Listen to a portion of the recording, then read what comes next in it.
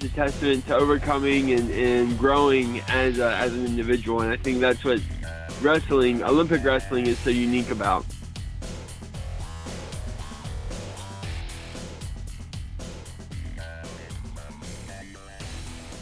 And welcome back again, wrestling fans. It's episode 656 of the Short Time Wrestling Podcast. I'm your host, Hall of Fame wrestling writer, broadcaster, and announcer, Jason Bryant. And that is Hall of Fame in the sport of wrestling, not in the world of Major League Baseball. Because on Twitter today, at Jason M. Bryant, I was replying to at Super 70 Sports, which is one of my favorite non-wrestling, not safe for work Twitter follows.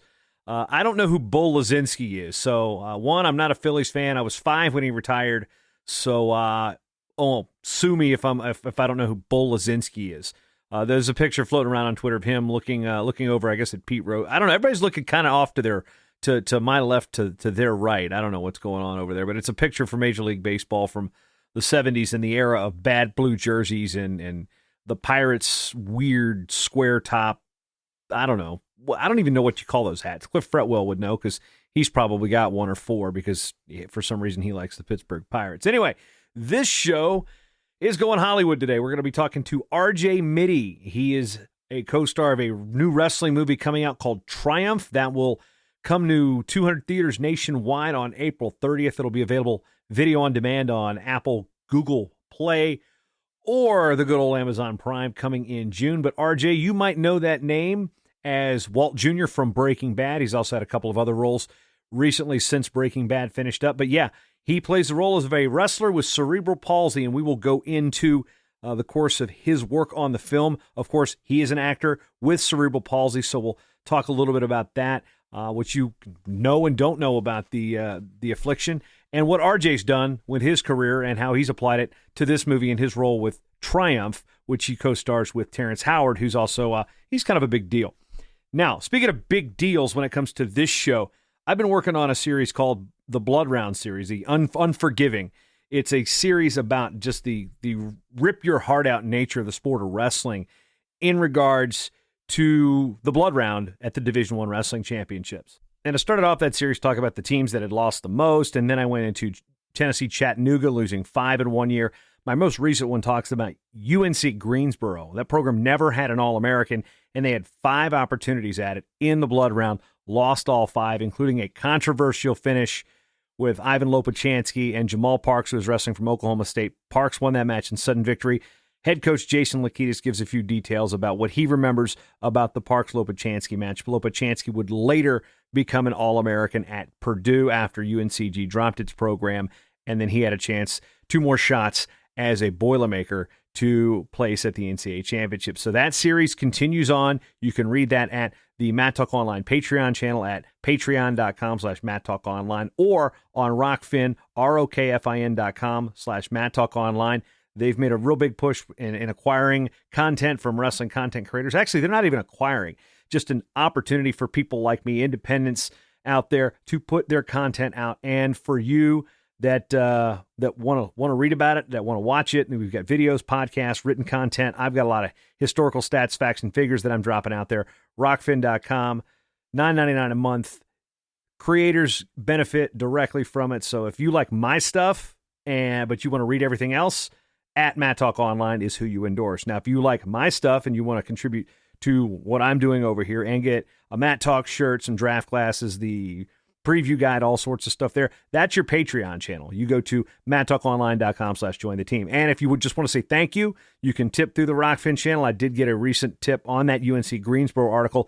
So thanks, Keith Ritter. Thanks, John Giarla, for your thoughts on what you thought about that particular piece of historical wrestling relevance, because Greensboro Wrestling is not Greensboro College, they're Division III. University of North Carolina, Greensboro, they ended their program in 2011 with no All-Americans. None. They don't have a place in the historical albums and almanacs with their number of place winners. It's a 0, and this is a sad story about it. But I'm telling this story so we can be ready, able, and equipped.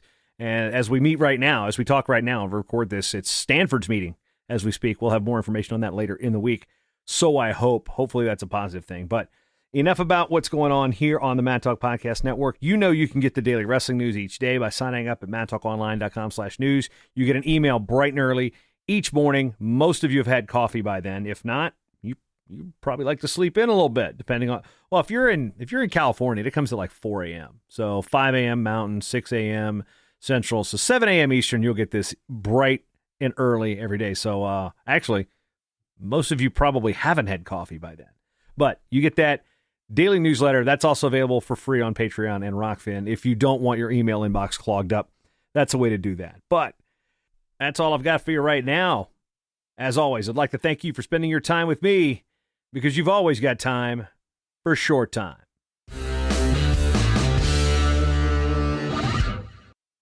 Now talking with RJ Mitty, the co-star of the upcoming wrestling film Triumph, which will be released on April 30th in 200 theaters across the country, and then we will have a video on demand release in June. Wrestling movie, you're alongside Terrence Howard, who's got a great film repertoire in his great career. First of all, welcome to the program, and I'm glad to talk to you about the movie Triumph.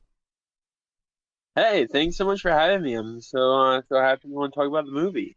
A couple things. Obviously, this is a wrestling show, so the first part about the movie, and we're going to try to avoid spoilers as best we can. This is inspired on a true story of a wrestler with cerebral palsy. So before we even get into the details of, your background with wrestling and what it took to do this role, just inform those who are unfamiliar with what CP is and the degrees of where it can affect people's lives.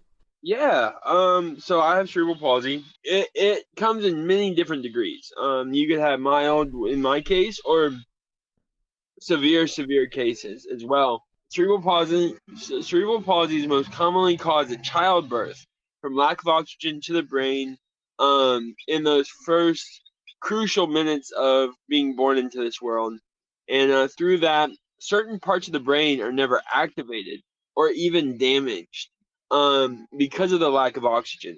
So that can affect fine and gross motor skills, hand-eye coordination, speech, which is more often than you get all three, which luckily for me, I was diagnosed at 3 years old with this, and started therapy, occupational therapy, and speech therapy through Shriners Hospitals for Children.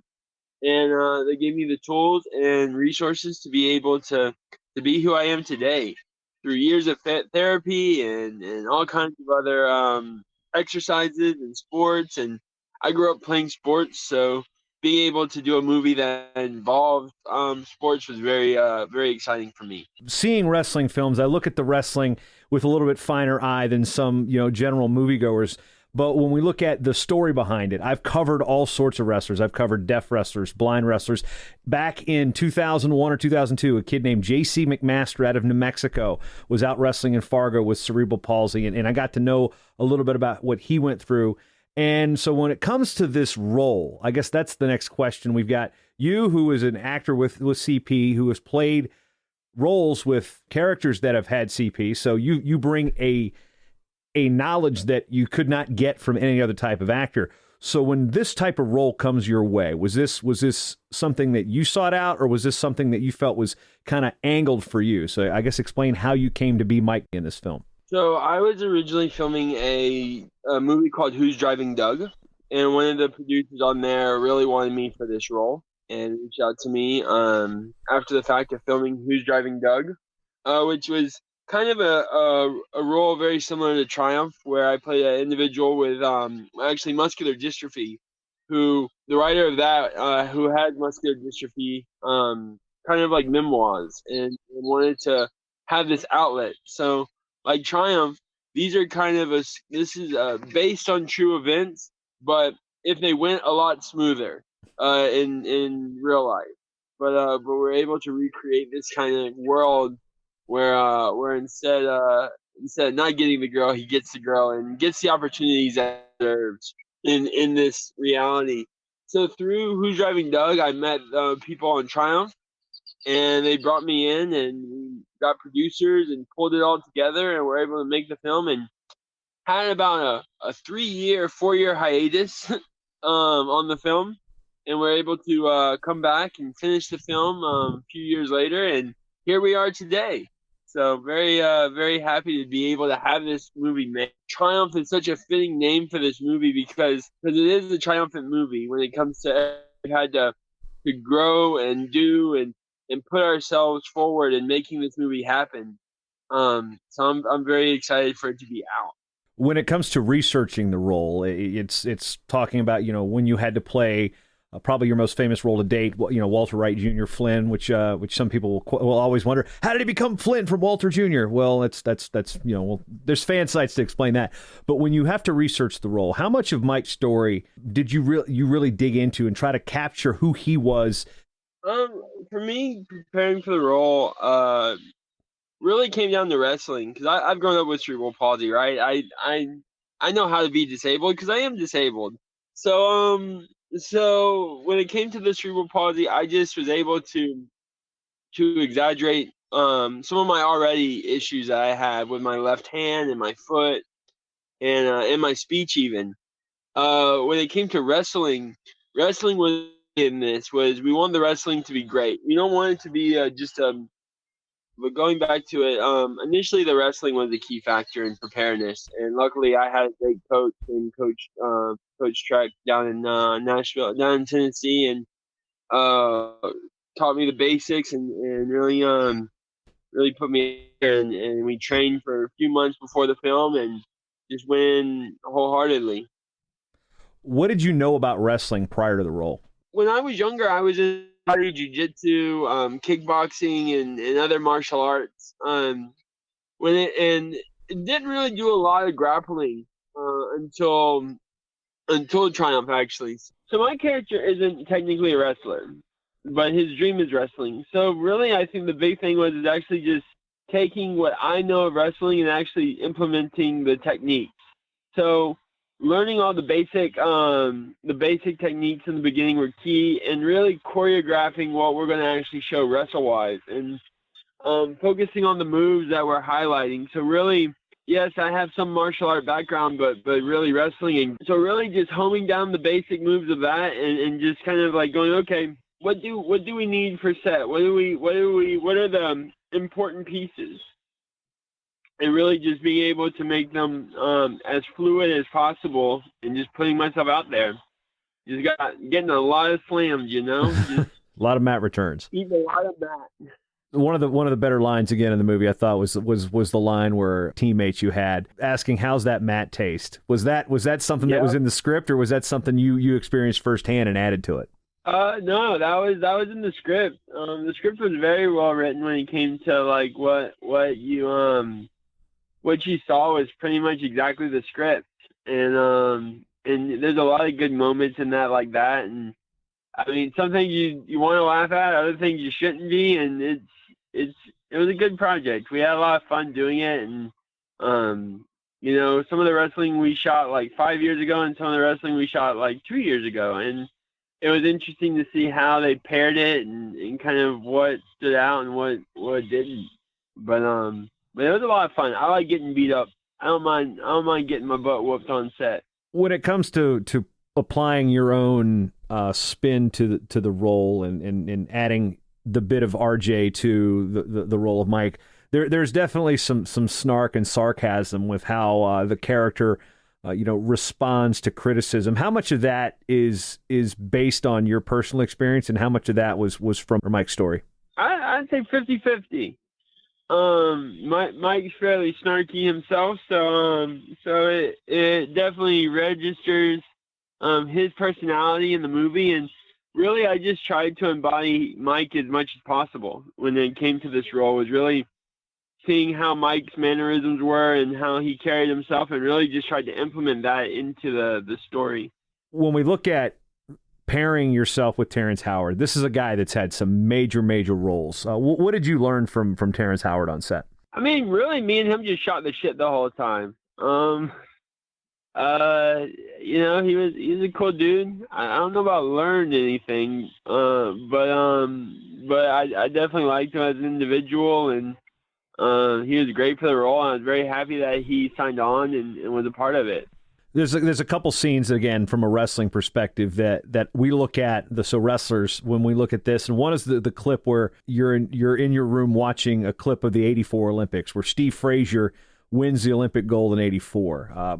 When you get to go through that scene, how much about the sport of wrestling did you try to pick up, not just the technique, but maybe what you're supposed to be reacting to, the special moment of winning an Olympic gold? What was that like in the role? I really didn't know what we were showing on the screen, and they didn't either. So I just reacted to the green screen as much as I could. But I've been very lucky to be a correspondent for the Rio Paralympics. For the past, not this past Olympics, but the last in Rio, and I watched a lot of wrestling, watched a lot of jiu-jitsu.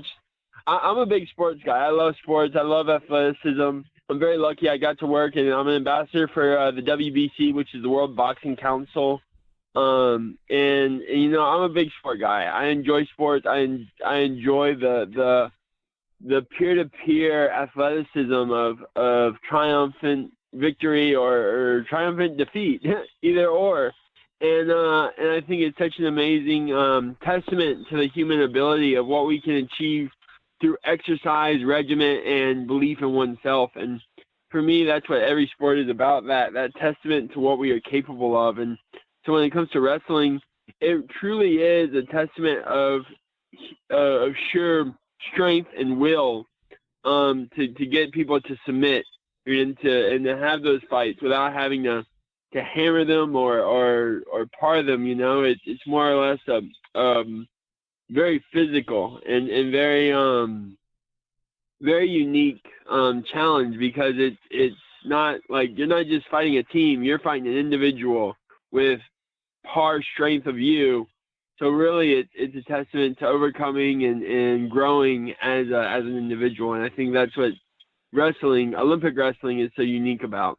Those traits that you explain, that seems to be a prevalent theme throughout the course of the film. So using wrestling as a vehicle to tell the story, whether it be, this could have been any sport here, but how well does wrestling tell the story and the struggle to overcome and the own personal battles of learning to walk, learning to interact, learning that, using, as Terrence Howard says in the film, it's not a disability, it's you draw strength from it. So how much does the sports world kind of correlate to the story and how they mesh together in telling it? They're crucial. I mean, this movie wouldn't be the movie if it wasn't for wrestling.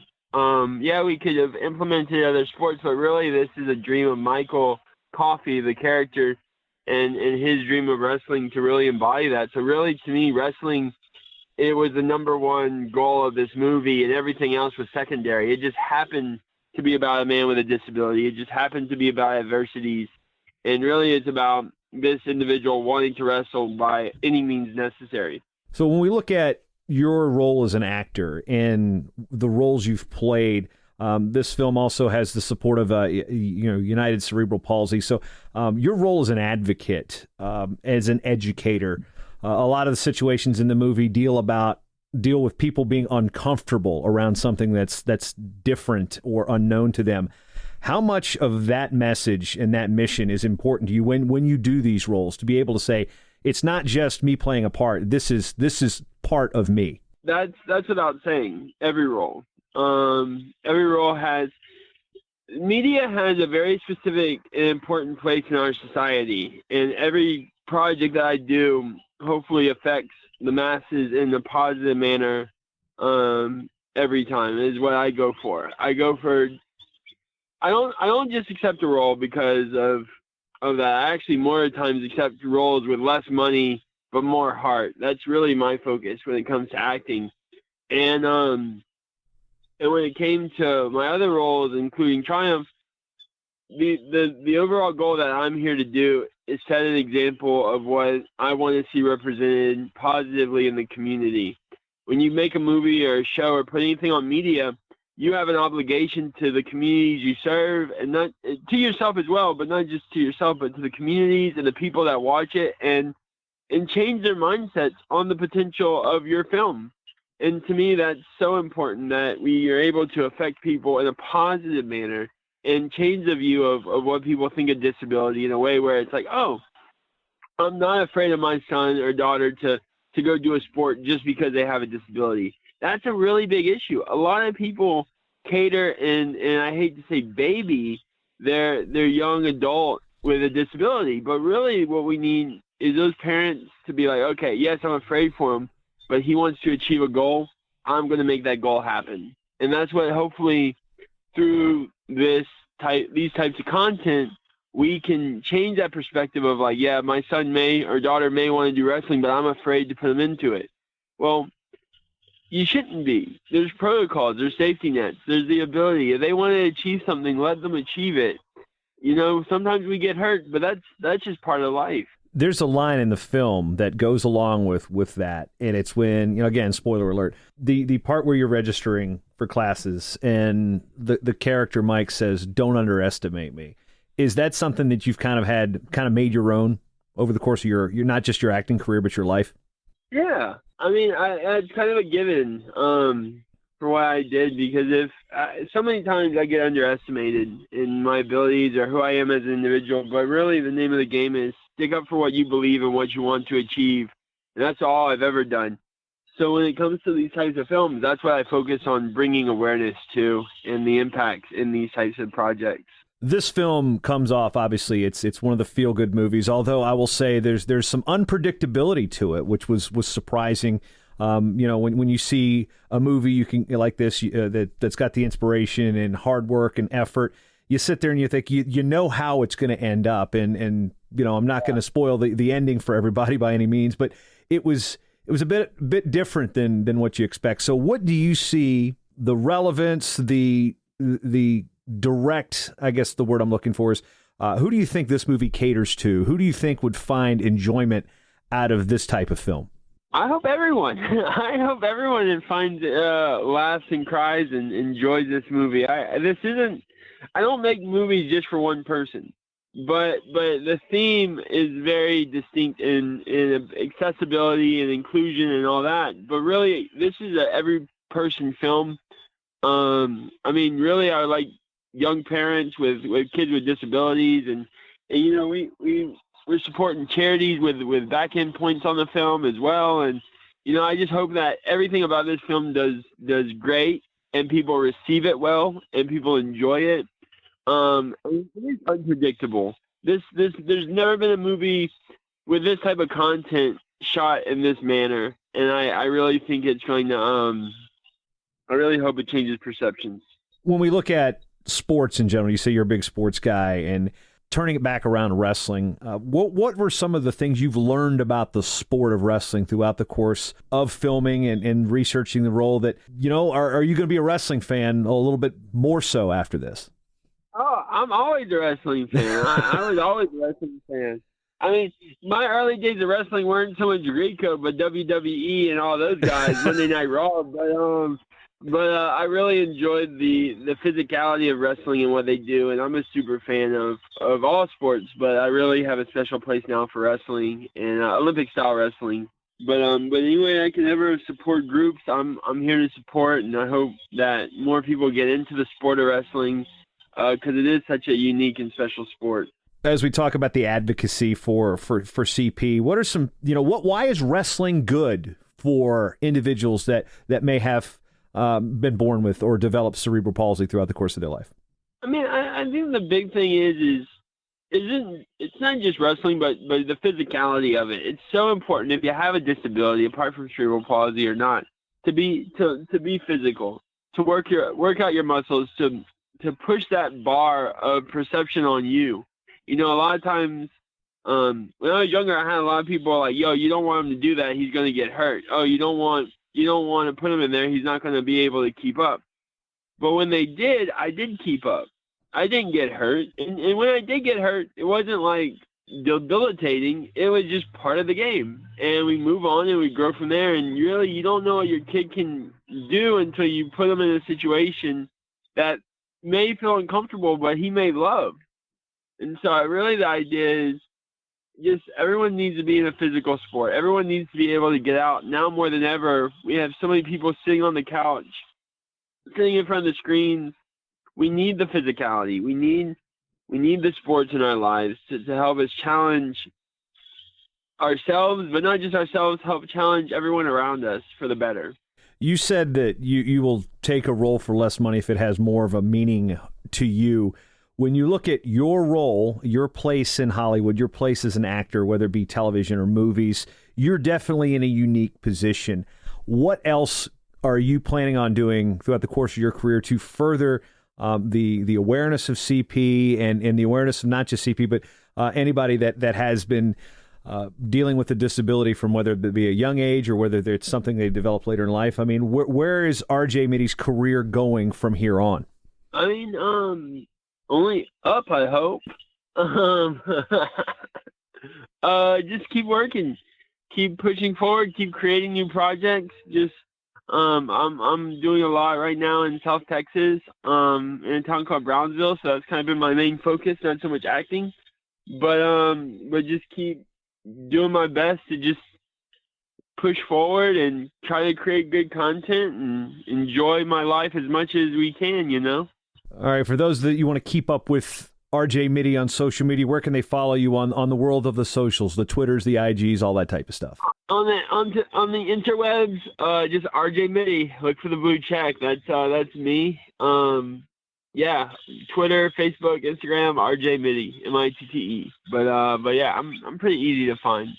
All right, you know we're not going to go a whole show without mentioning, the role again, your breakout role as Walt Jr. in Breaking Bad. I didn't watch the show until after it was done, so I'm picking up my fandom late. You had been done filming, so I got to get at least one fanboy Breaking Bad question or two in there. Dude, okay, I've heard so many stories about them throwing giant pizzas on the house in Albuquerque. What was some of the weirder things that you saw maybe the fans do as part of that show and that whole filming process that became the mega hit that it was? I mean, I think the pizzas were a big part of it. They're still throwing pizzas today. They had to actually get a fence for it. And really, I think the big thing is how the legacy has just continued to grow over the years. With Better Call Saul and El Camino, there's just such a big outpour of support, and the genre is still alive. So it's amazing to see how people just keep carrying it on. And from that, is it cool though to your character? People know the character, but is it really cool to go beyond that? To people know, okay, that's not Walt Jr., that's RJ Mitty. Regardless of what role you play from here on out, you're not just only going to be remembered for that one role. Yeah, that's actually been my goal for the past 5 years after the show, was really breaking away from that as an individual and as a philanthropist and artist, and that took time though to do that. And I'm very lucky to have other roles that have inspired and impact other people, and I don't just get recognized from Breaking Bad, so that's a win. I'm very happy about that. But I'm very grateful for what Breaking Bad did for me and my legacy as an actor.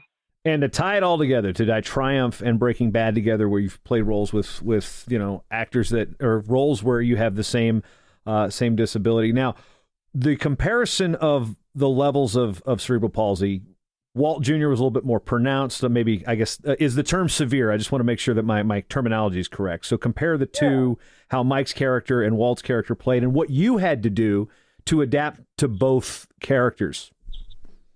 Well, I focused more, when it came to Walt Jr., I focused more on the crutches, more on kind of how he carried his weight. And then for Mike's character, really was more on my leg and my arm, and how I handled my leg and my arm. Walt Jr. didn't have as much of a pronounced foot and hand like Mike Coffey, the writer, does.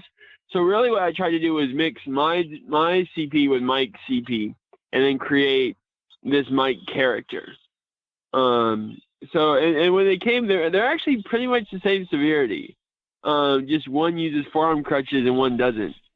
And that was kind of the hard thing with Triumph, was making sure that I kept my authenticity for my disability through the whole film, on how Mike moves, and really trying to pair that with the real person. And how does that differ from your own gait, for lack of a better term? I mean, it's different because I have like years and years of therapy behind me. So I'm very conscientious of how I walk and carry myself. So really, in the grand scheme of it, I could be just like Mike or Walt Jr. in the next 10 years. I could have something that puts me in a wheelchair, for all I know. So any moment I could lose everything, at the same time gain everything. So really, it's more or less on just an understanding of the body and the mind, and being able to utilize it in a way where it benefits me as an individual and not my disability. So it's really about way of life and lifestyle, and having my disability not hinder my ability. But everyone's different, you know? And the opportunity now is last question, where if people want to know more about CP, they want to know more about how they can help, how they can get educated. If they're a parent that's got a kid that all of a sudden now this is a diagnosis that's come their way, what are some things that they can do, places they can go to find out, to find more information about how they can not just help or how they can cope and learn with this? Yeah, there's many organizations. It really depends on your region. I always recommend Shriners Hospitals for Children, United Cerebral Palsy.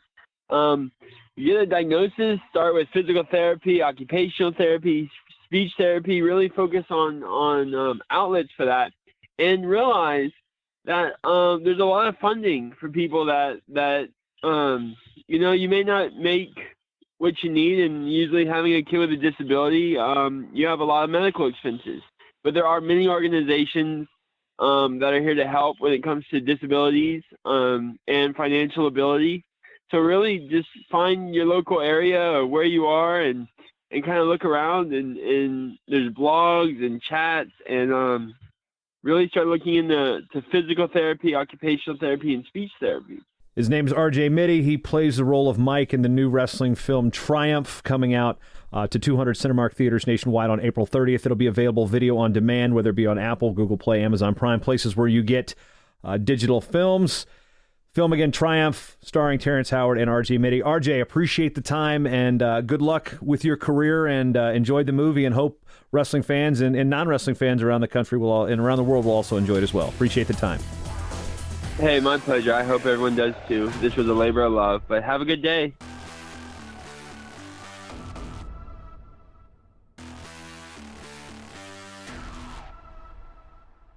The Short Time Wrestling Podcast is proudly outfitted by Compound Sportswear. Shirts, singlets, custom gear orders, everything you need. Call up Cliff and the crew at cmpteamwear.com. Hey, you know what? Did you like the show? You want to hit that subscribe button? MatTalkOnline.com/listen. Various different ways to subscribe to this show on your favorite podcatcher of choice. And if you're already subscribed and you're already listening, you love the show and you want to support this show and this network, MatTalkOnline.com/join the team. Become a team member today.